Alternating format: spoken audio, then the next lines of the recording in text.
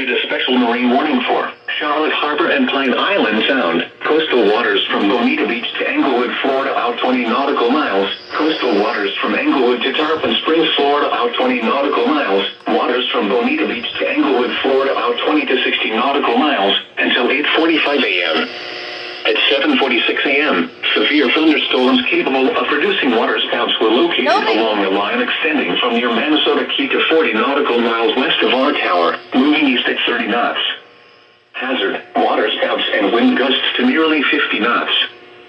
Source, radar.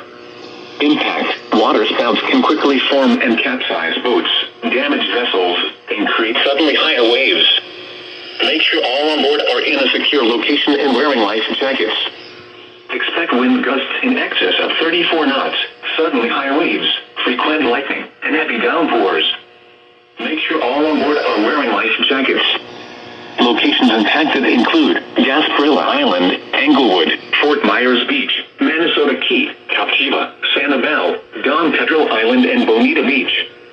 Move to safe harbor immediately as gusty winds and high waves are expected. Thunderstorms can produce sudden waterspouts. Waterspouts can easily overturn boats and create locally hazardous seas. Seek safe harbor immediately.